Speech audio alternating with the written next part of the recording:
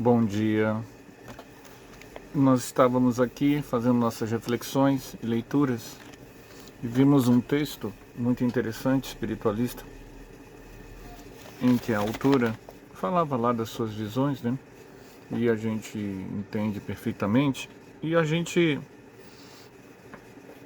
ela finaliza falando que não existe, que a expansão do espírito, da consciência, é um despertar, né? Que o indivíduo, sendo fruto da causa primária em expansão, o que existe é uma expansão dessa causa primária do seu em si, que se expande. E nós seríamos então, estaríamos dentro desse processo, e haveria então não uma evolução, mas um despertar, em que nós então reconheceríamos o que nós já somos. Essa é uma visão que a princípio ela é similar à visão espírita, mas tem diferenças.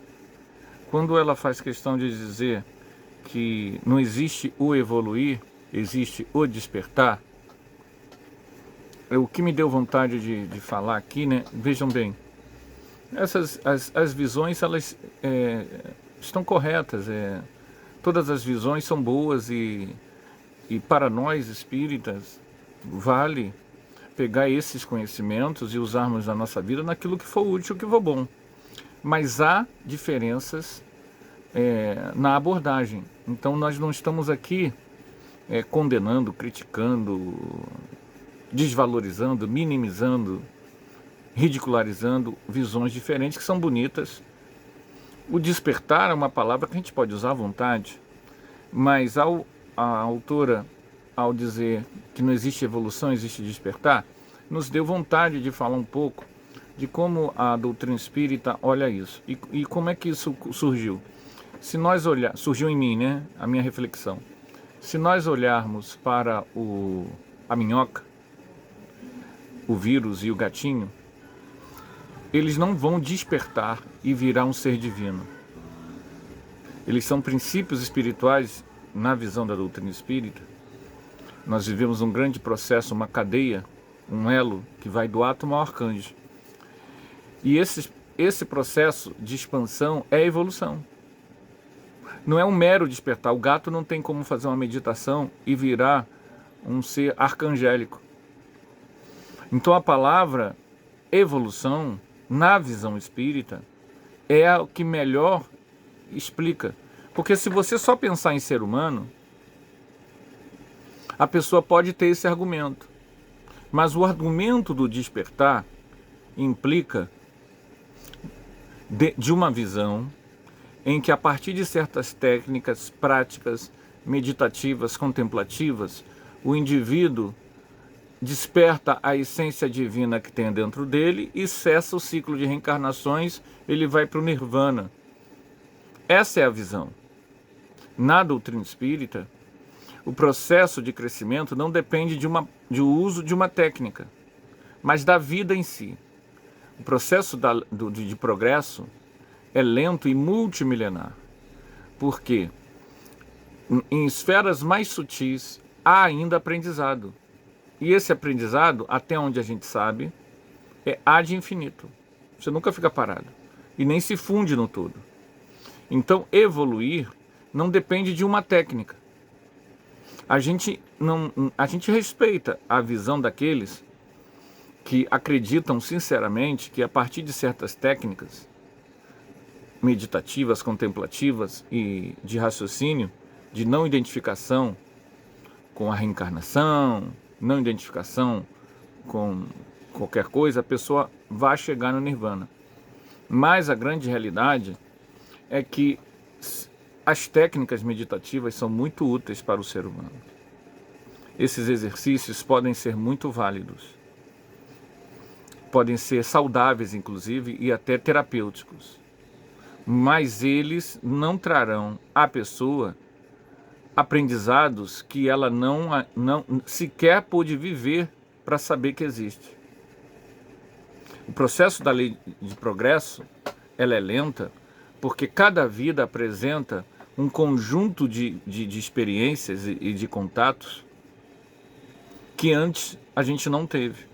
Então, o 2024, nós temos hoje o contato com pessoas, vivências, sexualidades, escolhas, mundos, realidades, que talvez nós não tenhamos tido essa experiência no século X, no século VIII, que aquela pessoa lá do século V a.C., que fez meditação, ela não viveu, por exemplo, a pressão do capitalismo.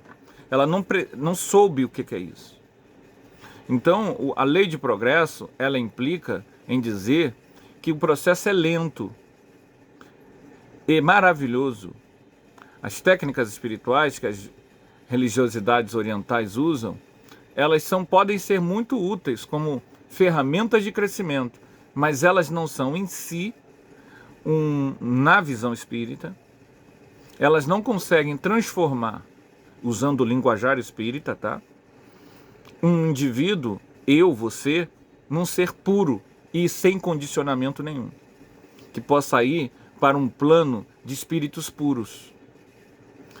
Isso não é possível porque, para chegar a um nível do espírito puro, você tem que ter vivenciado, experienciado uma série de vidas, experiências, contatos, que te tragam maturidade, não só dentro do campo do egoísmo, do mundo de provas e expiações, mas dentro de campos mais evoluídos de assistência.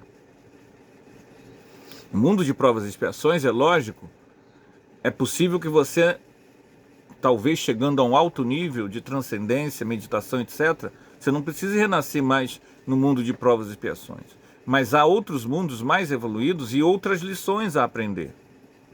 Então, não é um mero despertar, é evoluir. A evolução, se você pensar no ser humano, você precisa entender que os espíritos acima de nós, de nível evolutivo, eles vivem uma realidade totalmente transcendental, que é difícil de compreender. Difícil de compreender, estar em mais de um lugar ao mesmo tempo, ter múltipla percepção da realidade. Isso não é algo que você aprenda com técnicas. Isso é um processo em que há uma ampliação do seu processo evolutivo. O corpo mental amplia-se, sai do princípio espiritual não individualizado, que não sabe ainda que é um ser, da minhoca, do vírus, da bactéria, e vai se expandindo pouco a pouco, como a gente vê no livro Evolução em Dois Mundos, e no livro Princípios Evolutivos da Criação, de Jorge Andréa. São dois bons livros que expressam a visão espírita do processo evolutivo. Dois livros que eu recomendo. E então há uma ampliação do nível cognitivo, da compreensão da realidade. Então é evolução, é progresso, não é um mero despertar, a não ser que a minhoca conseguisse saber que ela é divina e através de alguma técnica que também servisse para ela. Porque na visão espírita, ela, a minhoca, o gato, estão assim, não é por um mero acaso, né? Certas visões orientais entendem que a pessoa vai rodando numa roda de samsara vários tipos de vidas, né? Ora como não sei o que, ora como não sei o que. Então é aleatório. E que só como humano ele pode fazer isso. Não, na visão espírita isso não acontece. Por quê? Porque a partir da visão do corpo mental, o corpo mental de um gato, ele ainda, você olha, você vê pela clarividência, é possível ver pela clarividência que o corpo mental de um gato, a minhoca nem possui.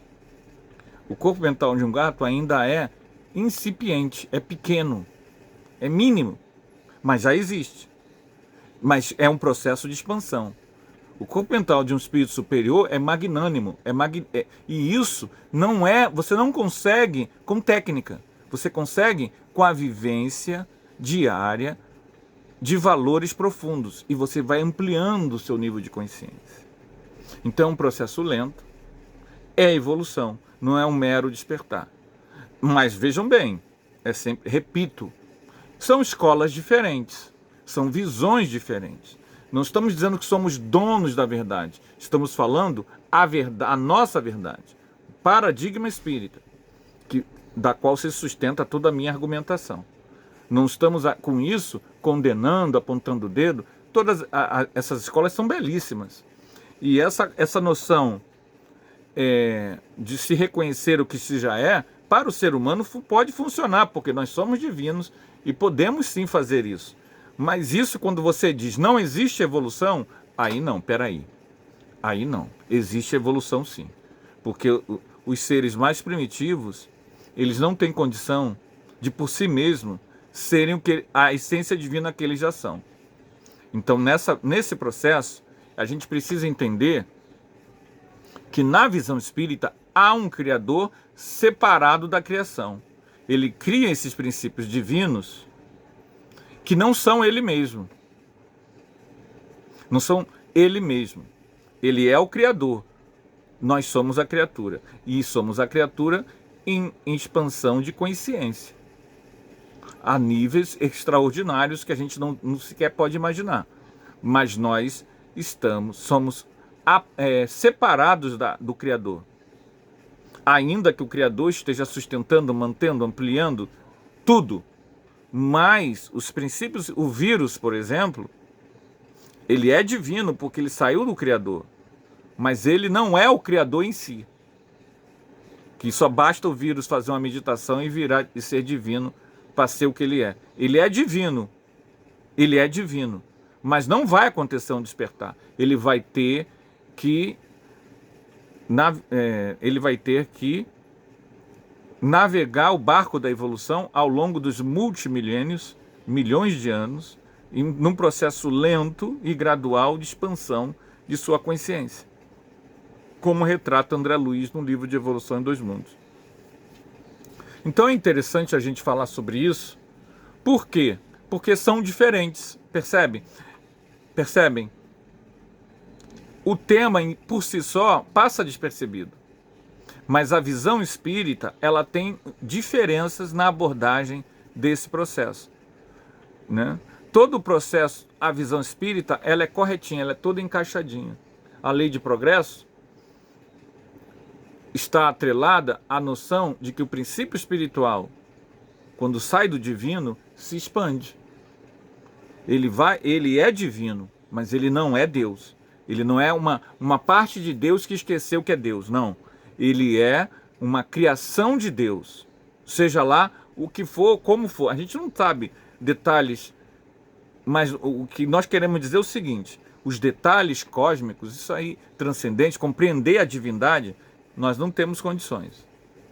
Mas quando o autor diz não existe evolução, existe despertar, a gente entende que essa é uma visão muito atrelada à visão budista, a uma visão oriental, que a gente respeita, admira, é bonita, mas a partir do paradigma espírita não é bem assim que acontece. O que acontece é um processo lento em que o princípio espiritual se expande e nós, espíritos individualizados, mesmo nós, espíritos individualizados, estamos dentro da fieira do aprendizado.